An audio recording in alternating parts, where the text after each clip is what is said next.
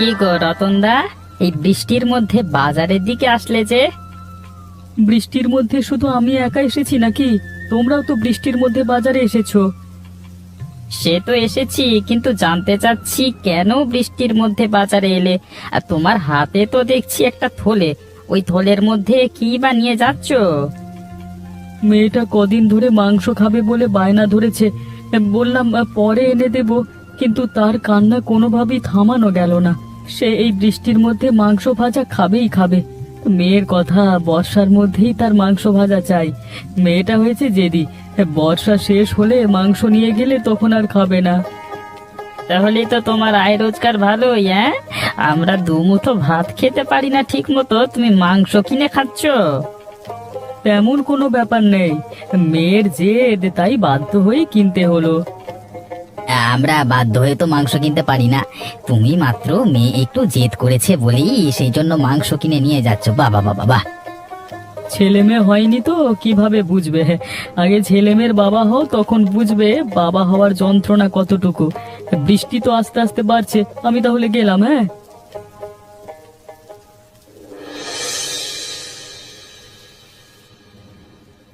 তোমাকে কত করে বললাম এমন বর্ষার মধ্যে বাজারে যেতে হবে না, বৃষ্টি কমে গেলে তখন যেও। সেই তো আমার কোনো কথাই শুনলে না, ভিজেই তো ফিরলে।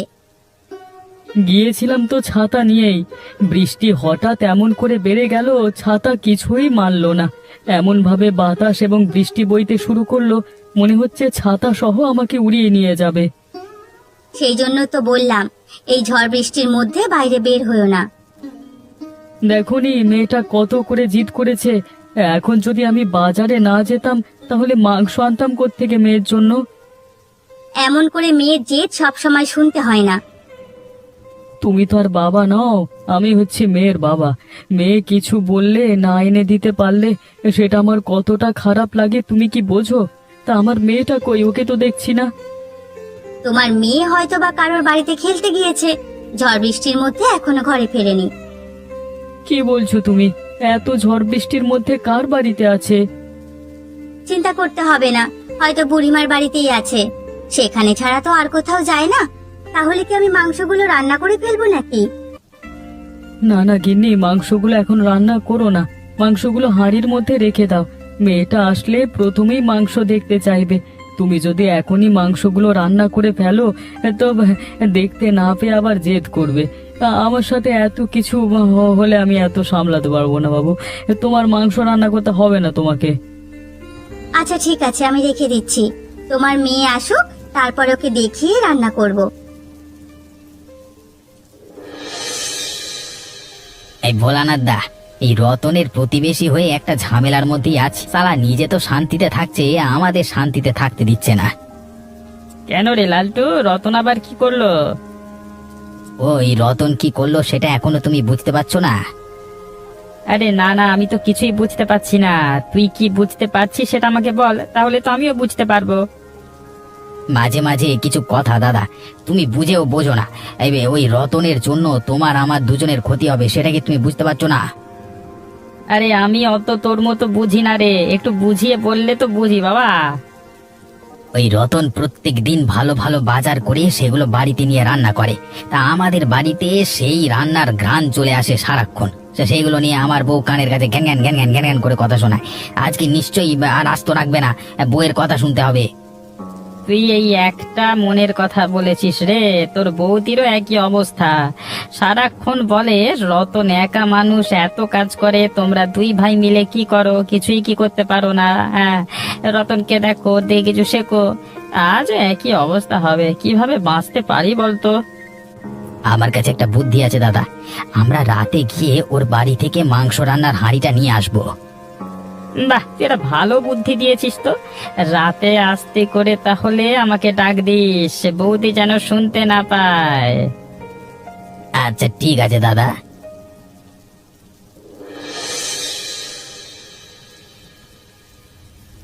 আমার বাবা কত ভালো বাবা, দেখেছো মা? আমি বলেছিলাম বাবা আমার কোনো কথাই শুনবে না, আমার জন্য মাংস আনবে না। এখন দেখেছো কার কথা শুনেছে বাবা? হ্যাঁ, তোর কথাই শুনেছে, আমার কোনো কথাই শুনছে না।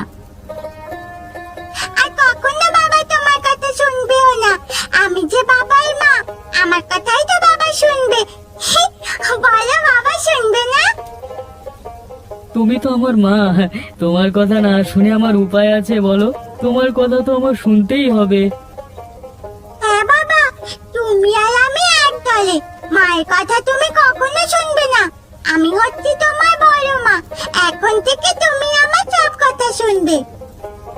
হ্যাঁ হ্যাঁ, শুনবে। আরে এখন তুই বল, মাংস খাবে কিনা? মাংস রান্না তো প্রায় হয়ে এসেছে। এই সব মাংস আমি একা খাবো। রান্না শেষ করো। এখন অল্প একটু খাবো, তারপর বাকিটা রাতে খাবো। কাল সকালে খাবো, দুপুরে খাবো, খেতেই থাকবো। এই মাংস থেকে তোমরা একটু ছুঁয়ে দেখবে না। এই মাংস আমার। যদি তোমরা কেউ ভুলেও আমার মাংস খেয়ে ফেলো, তাহলে কিন্তু আমাকে আবার নতুন করে মাংস এনে দিতে হবে।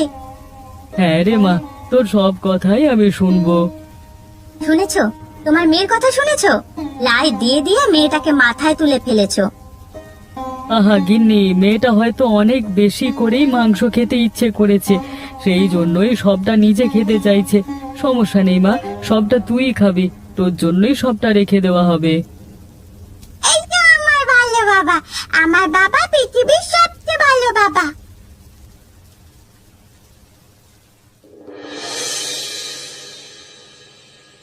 তোকে বললাম আমরা গভীর রাতে মাংসের হাঁড়ি চুরি করতে আসবো, আর তুই সন্ধে রাতে আমাকে কেন নিয়ে আসলি এখানে মাংস চুরি করবার জন্য?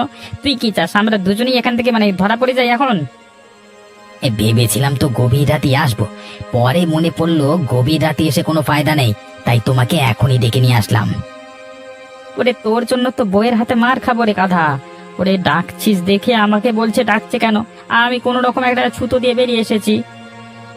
অন্যদিকে আমার বউ আমাকে জ্বালাচ্ছে, পাশের বাড়ি থেকে মাংসের ঘ্রাণ আসছে। কার জন্য? তার জন্য আমার জ্বালা আবার কি করব বলো? তার জন্য এত সন্ধ্যা সন্ধ্যা চলে আসবো যদি ধরা পড়ে যাই? সেই জন্য সন্ধ্যায় আসিনি, যদি রাত করে আসি দেখা যাবে মাংস সব ওরা খেয়ে ঘুমিয়ে আছে, তখন এসে খালি হাতে ফেরত যেতে হতো, কোনো মাংসই পেতাম না। তার জন্যই বুদ্ধি করে সন্ধ্যায় চলে আসলাম। ও আচ্ছা, এই ব্যাপার। এতক্ষণে তাহলে বুঝতে পারলাম। তুমি আমার বড় হয়েছো ঠিক, তবে তোমার মাথা ভর্তি বুদ্ধি হয়নি দাদা। আমি কিন্তু তোর বড়, আমাকে অপমান করিসনি।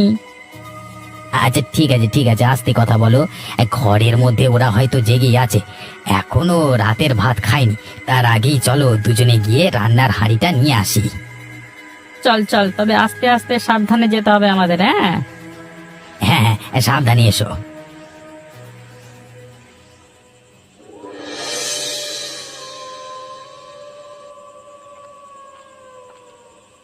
গিন্নি, তুমি না রান্নাঘরে মাংসের হাঁড়ি আনতে গেলে, তাহলে খালি হাতে ফেরত এলে কেন? কিভাবে যে তোমাকে কথাটা বলবো। আহারে, তুমি এভাবে আমতা আমতা করছো কেন? মাংসের পাতিল কেন আনলে না সেটা বলো। আমরা দুজন মাংস খাবো বলে বসে আছি। কিভাবে যে তোমাকে কথাটা বলবো, আমি রান্নাঘরে গিয়ে দেখি মাংসের হাঁড়িটা সেখানে নেই। কি বলছো তুমি গিন্নি? তুমি কি পাগল হয়ে গেছো নাকি? রান্না করতে গিয়ে মাংসের হাঁড়ি কোথায় যাবে? তুমি ভালো করে খুঁজে দেখেছো তো, নাকি না খুঁজে এখানে এসে বলছো খুঁজে পাচ্ছি না? আমি কি অন্ধ হয়ে গেছি নাকি? এইটুকু তো রান্নাঘর, সবটাই আমি ঠিকঠাক ভাবে খুঁজে দেখেছি। কোথাও সেই মাংসের হাঁড়িটা খুঁজে পাচ্ছি না। এ কি বলছো? মাংসের হাঁড়িও কি চুরি হয়ে যেতে পারে নাকি? নাকি কুকুর এসে খেয়ে নিল? কুকুরে খেয়ে নিলে অবশ্যই হাঁড়িটা সেখানে পড়ে থাকবে, চারিদিকে মাংসগুলো ছিটিয়ে থাকবে। এর আগে কখনো শুনিনি তো মাংসের হাঁড়ি চুরি হয়ে যেতে। আজব একটা ব্যাপার। তাহলে কি আমি মাংস খেতে পারবো না বাবা? দেখছিস না মাংসের হাঁড়ি চুরি হয়ে গেছে? তাহলে মাংস কিভাবে খাবি, বুঝতে পারছিস না? না না বাবা, আমি মাংস খাবো, আমাকে মাংস এনে দাও। মা নিশ্চয়ই সব মাংস খেয়ে নিয়েছে। শুনেছো তোমার মেয়ের কথা? আরে আরে, ওর কথা তুমি ধরছো কেন? বাচ্চা মানুষ, তুই কাঁদিস না। আমি তোর জন্য নতুন মাংস এনে দেব। আমি এটাও দেখে ছাড়বো কারা এই মাংস নিয়েছে।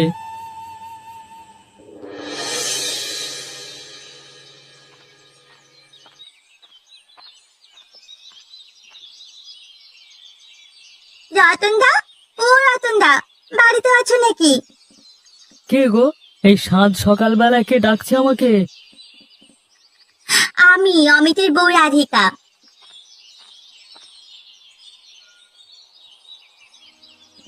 কি গো রাধিকা বৌদি, এত সকাল সকাল তুমি আমাদের বাড়িতে হঠাৎ কি মনে করে? কিছু হয়েছে নাকি? বড় বিপদে পড়ে আপনার কাছে এসেছি। আপনার মাস্তুতো ভাই অনেক অসুস্থ। কোনো কুল কিনারা আর না পেয়ে শেষ পর্যন্ত আপনার কাছেই আসলাম। এছাড়া তো আর কোনো উপায় ছিল না। কি বলছো? অমিত এত অসুস্থ? আমি তো তা জানি না। তোমাদের আরো আগে আমাকে জানানো উচিত ছিল। আমি থাকতে তোমরা এত চিন্তা করছো কেন? আরো আগে আপনাদের জানানো উচিত ছিল, কিন্তু তখন অত বেশি অসুস্থও ছিল না, এই জন্য আপনাদের জানাইনি। এখন অবস্থা আগের চেয়ে আরো একটু খারাপ হয়ে গেছে। কোনো সমস্যা নেই, আমার এখানে এসে ভালোই করেছো। আমি থাকতে তোমাদের আর কোনো চিন্তা নেই। যা দরকার আমি বুঝবো। অমিত তো আমারই ভাই, মাস্তুতো ভাই হয়েছে তাতে কি, ভাই তো ভাই হয়। আপনাদের ভরসাতেই এখানে এসেছি। কোনো সমস্যা নেই, তবে আমি বর্তমানে একটু ঝামেলার মধ্যে আছি। কি ঝামেলা? কি ঝামেলার মধ্যে আছি সেটা তোমাকে পরে বলবো। আপাতত আমি অমিতকে দেখতে সেখানে যেতে পারবো না, পরে সেখানে যাব। তোমার যে সাহায্য দরকার সেই সাহায্য এখন আমি করছি। তুমি যাও, ওখানে গিয়ে ওর চিকিৎসা করাও। আপনাকে যে কি বলে ধন্যবাদ দেব দাদা। ধন্যবাদ দিতে হবে না, ঘরে তোমার বৌদি আছে, যাও খেয়ে দে তারপর যেও।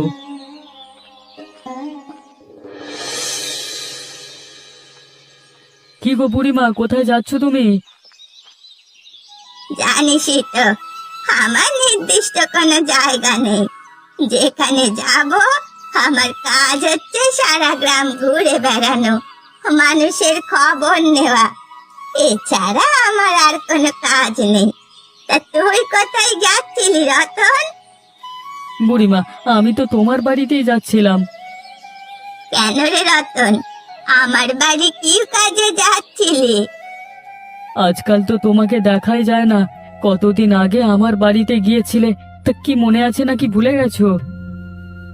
আমি তোদের বাড়িতে ঠিকই যাই, তুই তো কাজ কামে ব্যস্ত থাকিস, সেজন্য তোর সাথে দেখা হয় না। মালতীকে গিয়ে জিজ্ঞেস কর আমি যাই কিনা। ও আচ্ছা, সেই জন্যই হয়তো তোমাকে দেখতে পাইনি। তা বললি না যে, আমার খোঁজ কেন করছিস তুই? আমার একটা খবর জানবার ছিল তোমার কাছ থেকে। তুমি তো সারা গ্রাম ঘুরে বেড়াও, অবশ্যই তোমার কাছে সব খবরাখবর থাকবে, তা আমি জানি। হ্যাঁ, সব খবরাখবরই থাকে। তুই কি জানতে চাচ্ছিস সেটা বল। গতকাল রাতে আমার বাড়ি থেকে মাংস সহ হাঁড়ি চুরি হয়েছে।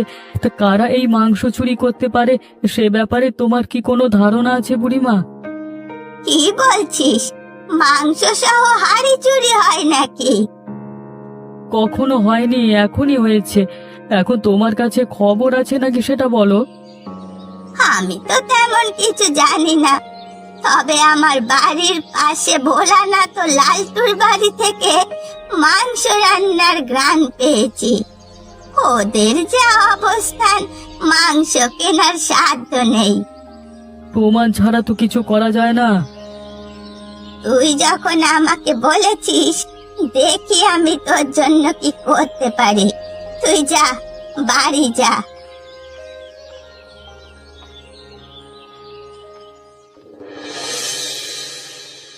গ্রামবাসী সবার হঠাৎ করে কি হলো কিছুই তো বুঝতে পারছি না। আমাদের সাথে এমন আচরণ করছে কেন? কি বলছো দাদা তুমি? আরে আমারও তো একই অবস্থা। এই জন্যই তো আমি তোমার সাথে কথা বলতে চাচ্ছিলাম। হঠাৎ করে কি যে হয়ে গেল, কেউ তো আমাদের দোকানে আসছে না, আমাদের দোকান থেকে কিছুই ক্রয় করছে না। আমি তো কিছুই বুঝতে পারছি না। গ্রামবাসী সবাই আমাদের এড়িয়ে চলছে। যারা আমাদের সব সময়ের খদ্দের ছিল, এখন দেখছি তারাও আমাদের দোকান থেকে দূরে দূরে সরে যাচ্ছে, অন্য দোকান থেকে জিনিসপত্র ক্রয় করছে। আমারও একই অবস্থা দাদা। এমন চলতে থাকলে আমাদের অবস্থা যে নাজেহাল হয়ে যাবে। সামান্য এই দোকানদারি করেই তো আমাদের সংসারটা চলছে। যদি কোনো মতে দোকানগুলো বন্ধ হয়ে যায়, তাহলে গিন্নিদের কথায় বাড়িতে আর থাকা যাবে না। আর বলিস না রে লালটু, গ্রামবাসী সব আচার আচরণ আমার উপর মাথার উপর দিয়ে যাচ্ছে। মাথার মধ্যে কিছুই তো ঢুকছে না।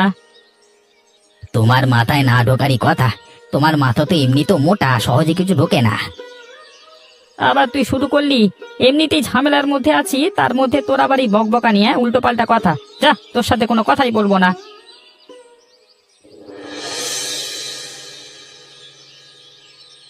বুড়িমা, তোমার কাছে কি কোনো জাদু আছে নাকি?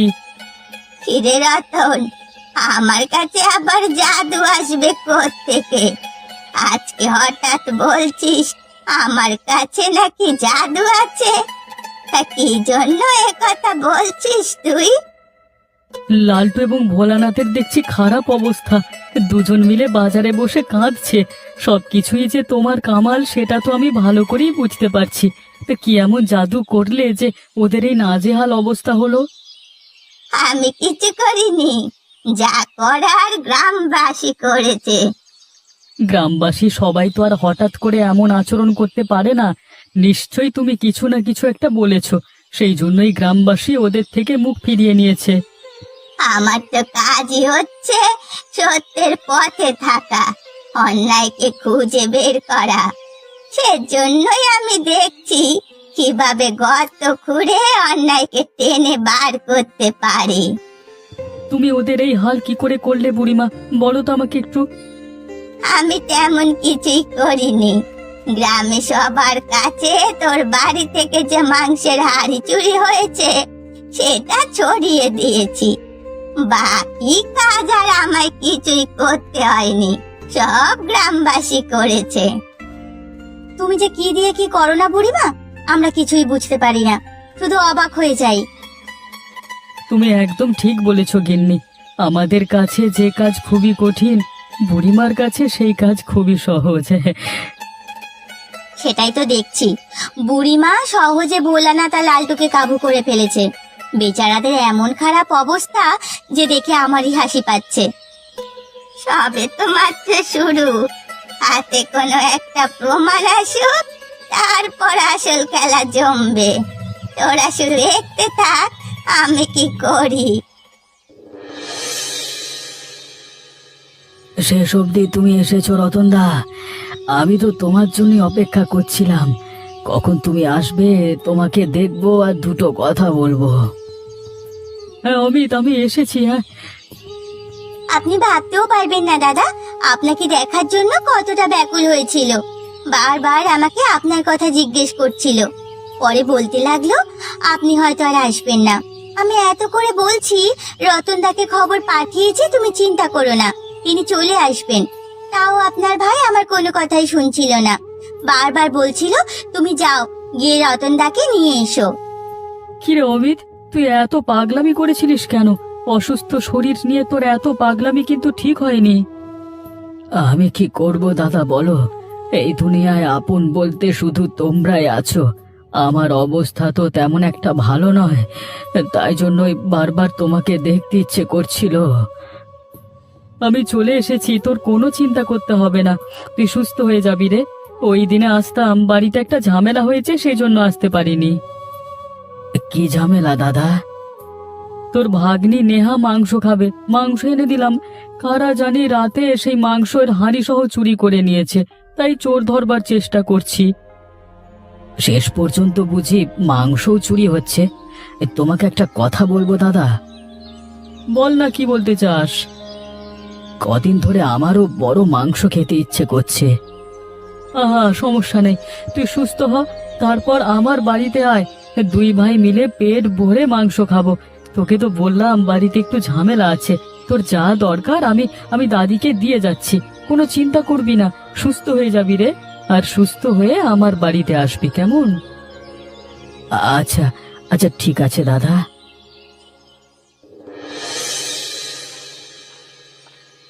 রতন, এই রতন,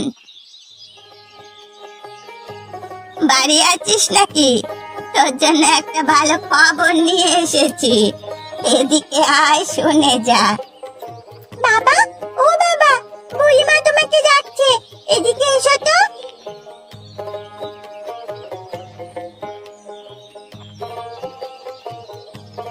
কি গো বুড়িমা, তোমার মুখখানে এমন হাস্যোজ্জ্বল দেখাচ্ছে কেন? কি খবর নিয়ে এসেছো তা বলো। তোর জন্য একটা দারুণ খবর নিয়ে এসেছি। তবে সেই খবর শুনতে হলে আমাকে ঘুষ দিতে হবে। বলো বুড়িমা, তোমাকে কি ঘুষ দিতে হবে? আজকাল বুড়িমাও নাকি ঘুষ খায়। আমি তো সেই মাংস চুরির খোঁজ দিতে পারি, তবে বিনিময়ে আমাকে তোর বাড়িতে এই বর্ষায় নেমন্তন্ন করে ভাজা মাংস খাওয়াতে হবে। এই হচ্ছে তোমার ঘুষের নমুনা? আমি তো তোমাকে এমনিতেই নেমন্তন্ন করি বুড়িমা, তুমি আসল কথা বলো। তা তুই করিস, মজা করলাম আর কি। আমি ভোলানাথ আর লালটুর বাড়ি থেকে তোর চুরি হওয়া সেই মাংসের হাড়ি দেখেছি। ঘাটের মধ্যে হয়তো ওরা লুকিয়ে রেখেছে, নয়তো বা ধোয়ার জন্য রেখেছে। কি বলছো? তাহলে তো প্রমাণ মিলেই গেল। চলো চলো, সেখানে চলো। বাবা, আমাকেও নিয়ে চলো। যে চোরটা আমার এত স্বাদের মাংস চুরি করেছে তাকে আমি দেখবো আর শাস্তি দেব। না না, তোর সেখানে যাওয়ার দরকার নেই, তুই বাড়িতে থাক। আরে মেয়েটা জেদ করছে, ওকে নিয়ে চলো, তুমিও চলো, সবাই মিলে সেখানে চলো। চল চল, দেরি করিস না।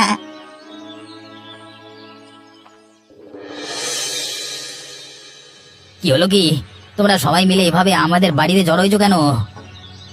জড়ো হয়েছি কেন সেটা এখন বুঝতে পারছিস না? অন্যের বাড়ি থেকে মাংসের হাঁড়ি চুরি করতে তো ভালোই পারো, তা কেন এসেছি সেটা বুঝতে পারো না? এসব কি বলছো তোমরা? ফাও কথা বলো না। শুধু শুধু এখানে এসে আমরা যে তোমাদের বাড়ি থেকে মাংসের হাঁড়ি চুরি করেছি তার তার কি প্রমাণ আছে? প্রমাণ ছাড়া আমরা কোনো কাজ করি না হে। যাও তো বুড়িমা, প্রমাণটা নিয়ে এসো তো।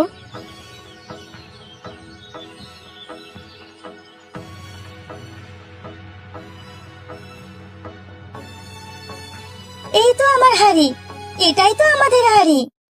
কিরে ভোলানাথ, লালটু, প্রমাণ হলো তো? আমাদের ভুল হয়ে গেছে, তোমরা আমাদের ক্ষমা করে দাও। আমরা আর কখনো এমনটা করব না। না না বাবা, এদের ক্ষমা করবে না। আমি যে মাংস খেতে চেয়েছিলাম এরা সেগুলো চুরি করেছে। তোদের শাস্তি দাও।